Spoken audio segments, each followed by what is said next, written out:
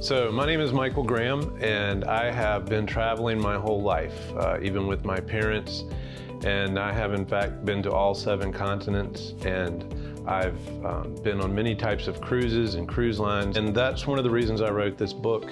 And this book tries to explain every aspect of river cruising so that you can make an informed decision. If you're thinking about going on a river cruise, or you have even been on a few, this book is a good investment for you. I have distilled all of this knowledge we've collected from our own personal travels and river cruises, and also on our many clients who've come back from them. I want to help you identify which one of those river cruises is the right one for you. I have been all around the world, and I have found river cruising to be one of the best ways to travel. I love it. My clients do too, and that's why I've written this book. It's a great investment in your future and in your travel.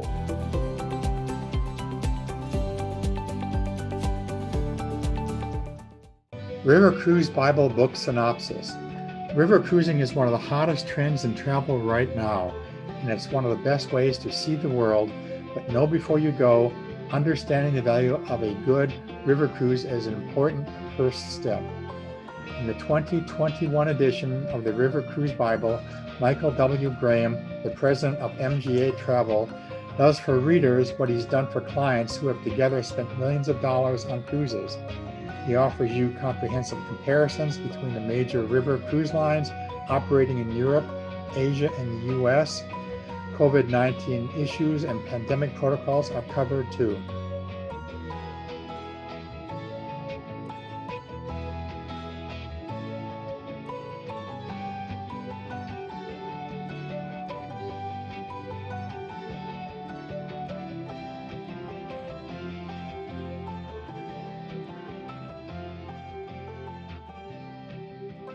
Hi, I'm Paul from Trending, Who, What, Where, and When. Today I'll be speaking with Michael W. Graham about his book, River Cruise Bible, Understanding the Difference Among River Cruises and Finding the Right One for You, 2021 edition. Michael will be joining us from Murrells Inlet, South Carolina, USA. Well, I'll start out by asking where you would take friends when they come to visit where you live in Murrells Inlet, South Carolina. Murrells Inlet is it's a beautiful part of the world. We're just south of Myrtle Beach, the Grand Strand, and we're north of Charleston and Georgetown, sort of in the low country. And so we do have beaches, and the people that want to go to the beach, we would take them to Huntington State Beach Park, which also has Atalaya, a castle that was built by Mr. Huntington years ago. And it's a really neat place to go. It's not generally crowded, and there's no buildings or anything. It's all, it's all natural, which is a really nice place to go to the beach. The other place is right across the highway from that, which is Brook Green Gardens, which was also owned by Anna Hyatt Huntington and Archer Huntington. And they didn't have any kids, so they left all of this tens of thousands of acres, a lot of it oceanfront, to the state of South Carolina. And Brook Green it contains a lot of her sculptures and artwork, and it's a great place to visit. And finally, our marsh walk, where all the fishing boats come in, and we have a lot of restaurants and live music and things down on the waterfront where you can see the inlet, and then beyond that, the ocean. So it's a lovely place to go. You're located in a great area.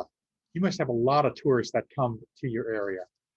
There are a lot here now. They were even here last year. I couldn't believe it, but we do get quite a few.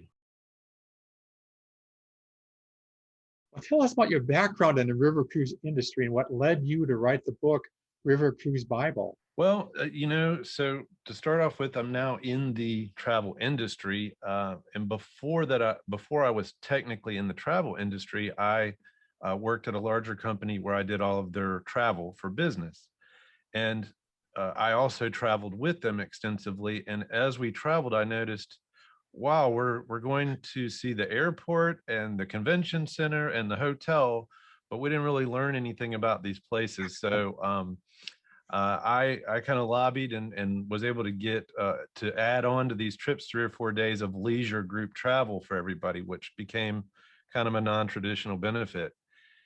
And I did that for about 20 years. And one day I said, you know, I don't like the work part of this anymore. I just want the travel part, that's the leisure travel. And, you know, as it turned out, it is a lot of work still, but it's something I love to do, and something I really enjoy. And now we own a travel agency, my wife and I do, and we have 7 great agents that work with us. And it's become a top producing agency. And so we have booked just millions of dollars of river cruises, among other types of travel. And we love to get that feedback from our clients. And then that led me to write this book, because I've been on a ton of river cruises myself, and we just find people come in, they know they really want to go on a river cruise, but they have no idea like which river cruise or anything about it. And I realized there was a need there. I think there's a big need because a lot of other areas you can find this information easily, but I think for river cruises, it's difficult. Yeah, I would agree with that. And we just compiled and distilled a lot of information. I tried to cover everything I could think of about river cruising, even once you do figure out which one you want to go on. So hopefully this book helps people to that end. Tell us more about your book, River Cruise Bible. You know, again, based on these questions people ask, we know that sometimes there's a sticker shock involved with river cruising when you look at those pricing. And along with that is some pretty confusing promotional pricing that they do as well. And then it's not always clear what's included or what isn't included in these vacations. And so, you know, as an average consumer, you're trying to make these, you know, these evaluations, and you just don't have enough information. And so this book attempts to provide the information you need. So what's included with each line, and we try to make some comparison to some things that the person probably does know about, like some restaurant chains or hotel chains, that sort of thing. This is a chapter that bringing kids on a river cruise. And it could equally, really based on most of our clients that go on river cruises, it could be bringing your grandkids on a river cruise, could be the alternate title. I said, don't do it. While there are some important exceptions, there are only a few situations where kids under 18 should be on a river cruise. Some lines are adult only, and in general, river cruising tends to cater towards adults for the following reasons.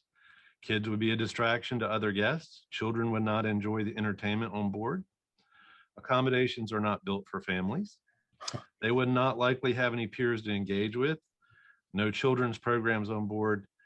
Excursions are built and guided with adults in mind.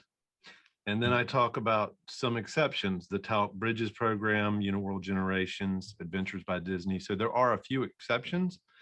And you know, if you do want to bring kids, you want to make sure you find those exceptions. And if you don't want to be on a cruise with kids, you want to make sure you're not on one of those exceptions. So that's an important distinction as well. Okay. I was surprised to read that. That's a really honest answer. Yeah, but it's true. It's true. And I've encountered some like honeymoon age people, and there are river cruises for them. We go over, but they were on a Viking river cruise, and I think they felt a little out of place. Not that they didn't enjoy the trip, and they were a lovely couple, but they were felt out of place a little bit. Well, tell us how reading the River Cruise Bible will help readers save money and ensure the best experiences on their river cruises. I should think that you know, at the very least, they're going to be paying $4,000 or $5,000 a couple to go on even a short, inexpensive river cruise, and to make sure they're on the right one for them. You know, it's not that one's the best outright, but there's, depending on the values and inclusions that are important to that given person, spending a couple hours reading this book, I think will give them some extra insight and help them make a better decision. And, you know, for the cost of the book versus the cost of the cruise, I think that's a no-brainer. Yeah, I actually had so much information. I was amazed when I read it. You mentioned in there the 11 most important questions to answer about cruises. Would you like to mention any of those important questions, or would that be something they should get the book and do their homework? I think that's something they should get the book, because there's some hard-earned 11 points to ask the cruise lines that we have just learned over the years. It started off with, 2 or 3 questions that we realized had to be asked. And I even say, ask before you give them the money. Some people remember these things and they ask them after they're paid and they're like, I'm sorry, the reservation's already complete. You can't make these changes. And so we learned them the hard way, and in most cases. And so we've learned, and that list used to be 9 items and now it's 11. So it's a great list and it will help them as they're booking their river cruise.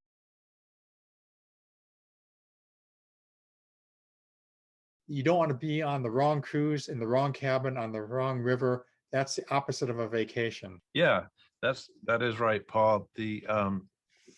Typically we're dealing with couples. Sometimes it's 2 ladies, sometimes it's a person by themselves, but I think about traveling with my wife, and if I made a series of bad decisions that resulted in a less than perfect vacation, guess who's going to be blamed at the end of it? And we don't want any of our clients to be in that position. And hopefully when readers of our book read this, they make better decisions, because it is such thing of going, there is sometimes a right way to go on a river or in the right cabin, not just budget, but for many factors. We have a dedicated chapter on cabin types. And there's so many, it just highlights that there's so many things that could go wrong based on personal choices, even, that you want to make sure you're having a vacation, not the opposite.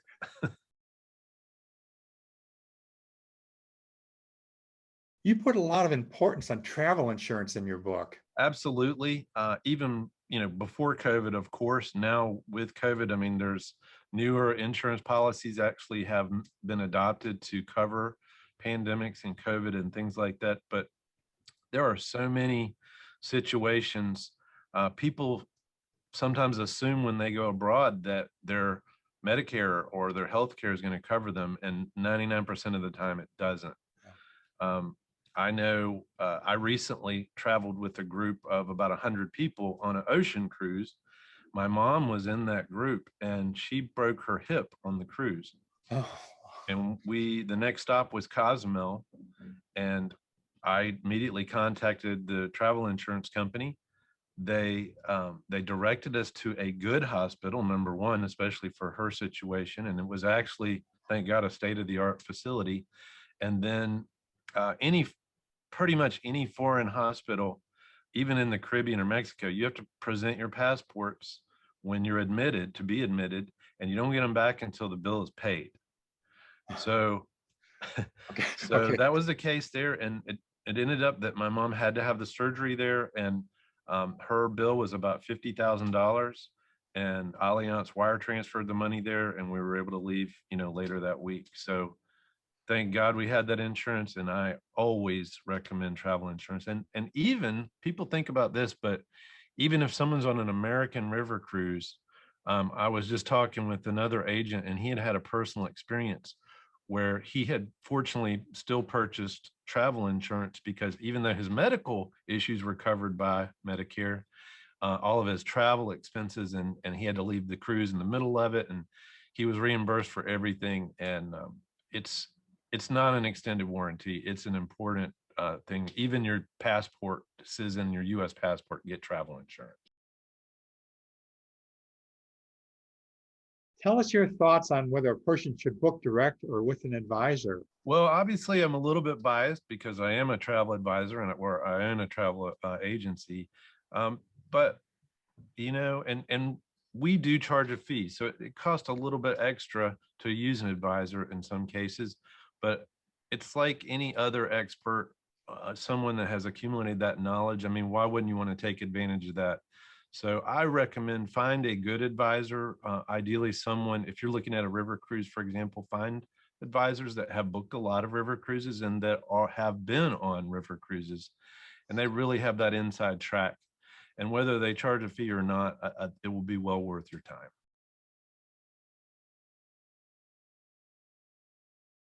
One of the main things that we have found is group travel is very popular with people. They feel a certain comfort level. They feel a little bit more security, and they like having an experienced traveler like myself, let's say when I'm hosting.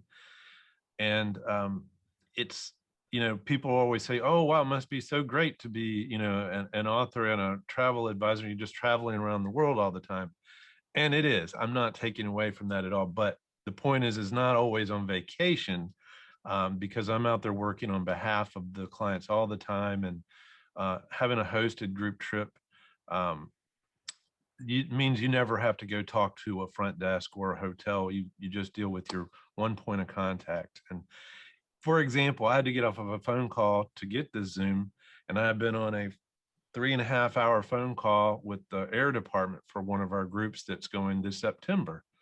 And American had changed all of the return home flights. And so here I am, fixing them all for everybody, but they're, that's just behind the scenes. So that's another thing that a host slash agent will do for their clients that they may not even know about. You also mentioned an international calling plan, Travel Pass. Is that something you use and recommend? I do. I have Verizon personally. I know people that have AT&T, and they have essentially the same plan, this Travel Pass. And what's nice about it is really no surprises. It works in 100 and some countries, and you just go today and call Verizon or your provider and say, assuming they have this type of, plan, so I want to add the Travel Pass, because if you never travel outside the United States, you'll never be charged for it. If you do travel outside of the US and you don't turn on your phone outside of Wi-Fi, you'll never be charged for it. So the only case is you'd be charged $10 a day for using your phone or data or texting in almost all cases. So, and that's the max you'd be charged is $10. You don't have to worry, are they charging me $3 an hour for, a minute on the phone or whatever. So yeah. I think you being a host, this would be an incredible thing to have, a fixed cost per day and that good of a service. Yeah, and it only kicks in when you need it. So that I think it's a no-brainer. So what are some of your favorite memories from the river cruises you've been on? There are a lot of great memories and great friends. I mean, over my fireplace is a TV dedicated to playing some of our photos. It's basically like a photo album, and it's got 100,000 plus pictures on it. And every time I see one of those from river cruises and groups, it's always brings back a good memory. I know sometimes it's not always wasn't a pleasant thing at the time, but it just kind of makes you laugh later. One time in Venice, I had a group. We were on a river cruise, and part of the group we had gone over to visit Harry's bar. Hmm. And while we were in Harry's, all of a sudden the sky opened up. And so it's across Venice to get back to our ship and our river ship. And we didn't want to, do that in the rain. So we went from the Vaporetto, which is their water bus station, from each one to another. And, with my limited Italian or their limited English, it would turn out, oh, you need to go to the next one, the next one. And so it was actually quite comical, but we were out there getting wet. And so we decided, let's go for a water taxi, which is a private vehicle that will take you back. And we found out, if you didn't already know, water taxis in the rain, they don't come unless you've somehow prearranged the time, for a reservation. They don't come. So we were trying to hail water taxis, and they're like, no, it's raining, it's raining. And finally, my wife spotted one off in the corner, and he came in, he said, all right, come on, we'll load you up. And at that moment, it stopped raining. There was a rainbow. We got into the water taxi. We're on our way to the ship, and we were laughing and just having a great time. And even though it was a rain sort of delay, we made a great memory out of it. And that's one I'll never forget.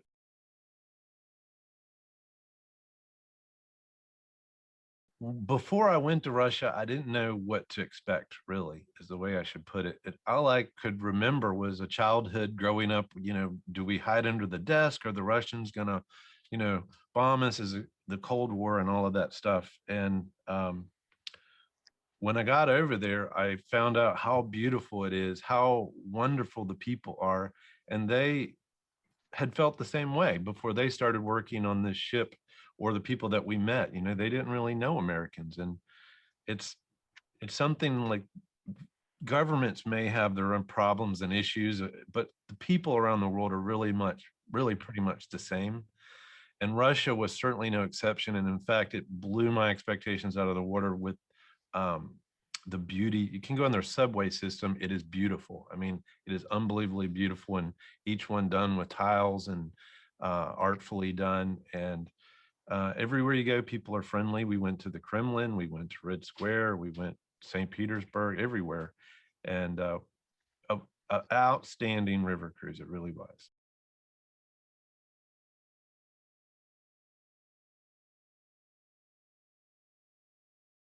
And as well traveled as I am, I haven't been everywhere, but between the 7 of us, we've normally have it covered. And if we don't, I'll reach out to a client that has gone there, you know, to bring back some personal experience for people. And writing this book, it certainly has helped to have been to every continent and to pretty much every major city and many countries around the world. And you know, those metrics aren't there to brag; they're just there to be a vote of confidence for people that want to travel themselves. I went in and looked at your YouTube site again this morning, and I was amazed that you have 55,000 views on it for the last 30 days. You must have incredible content that people are looking for on your YouTube site. We did. So we as an agency, we often had a cruise and travel expo, which was a very large, you know, convention center level expo, and did lots of shows. And of course, when the pandemic kicked in, we had to sort of switch over to YouTube and do CTE live, and we would interview other you know, river cruise companies, for example. And that's a popular video where I gave 8 of these companies a chance to say what makes them the best river cruise. So yeah, YouTube's been a good outlet for us to kind of, I hate to use the word pivot, but we had to pivot a little bit. Now I'm happy to say, while we will still be using YouTube, we are returning. We'll have our first in-person live event scheduled for July 22nd. So we're looking forward to that as well. Oh, really? Where will that be? That will be here, actually, in Murrells in South Carolina. We're going to start small, Okay. but it'll be for anybody that wants to come, and that will be talking about Avalon River Cruises and their their parent company Globus, and they'll be there in person to answer questions and to go over their product. So, Oh, really? That would be interesting. yeah, they're usually quite interesting, and people have tons of questions. So we they answer them from their perspective, which is the company man, and then I get up there and answer what I think is the straightforward answer if there's a question about it. In fact, I think I looked at Facebook this morning on and you had a new short video, and I think it had that cruise line on your new video, It did. the 1 minute video. Yeah, that's very observant. Yeah, I had to reach out to the different to 2 of the cruise lines. There's actually 2 cruise lines on there, and ask permission. Could I use some of their footage in that video that talks about river cruise? And those 2 said yes. Will we see River Cruise Bible as a movie or a Netflix series? And if we do, who would you want to play your part, and who would you want to play the part of your wife? I don't think it'll be a movie. I mean, this is an informational book. I don't think even I would watch a movie on it. Maybe a documentary. It could be Netflix. I could see some interesting Netflix. I would pick Matthew McConaughey to play me. I would say, I asked my wife Kelly about this, and she said Natalie Portman. So how about that? Are you working on any upcoming books? We are, excuse me, not we, I am. My wife does help so much with editing. I should say we, actually. But I'm working on an ocean cruise Bible as well, so it can kind of do the same sorts of things that we do for river cruises and open that up in the ocean cruise world. When will that be available? You know, I had more time for writing during the pandemic, actually. So I'm expecting it to take a little bit longer. So hopefully it'll be out in 2022, maybe this time next year. Oh, that's great. Okay. I think there'd be a big audience for that too. Get a good editor. I mean, my wife, as I just mentioned, she's so helpful, but it's just somebody, even people on my team here, one of them is a former teacher, And I had him just read through everything just for, grammar. That's such a big part of it. And the main thing I'll say is just write. There were days that I didn't really feel like it, or I didn't think that I had anything to think about to add to that book, but I still sit down for 5 minutes even and work on it at least once per day so that it stays on your radar and actually gets to be completed. You include a lot of charts and also 4-color images to make the book interesting and informative. Yeah, I do. And, it costs a little bit more to produce the book for that reason, but it is full color. It includes a lot of photos that I think are helpful in telling the story at that moment of the book. And there are the charts in particular, which kind of just demonstrate how inclusive and how expensive and where that puts them on a chart.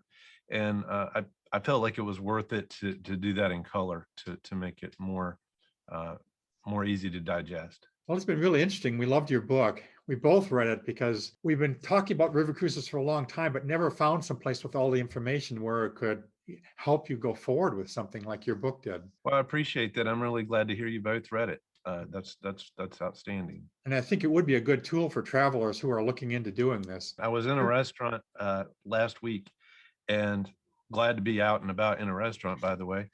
And there was another couple sitting behind our table, and they had kind of interjected in when they saw our sushi coming in, and so they had opened up a conversation. And later on, I heard the lady mention a river cruise, and so I said, "Are you serious?" And I said, "Let me go get something for you. I want to get you." So I went and got her a copy of my book and signed it over to her. And she said, "I have already read this book." Wow. I said, "You're kidding me."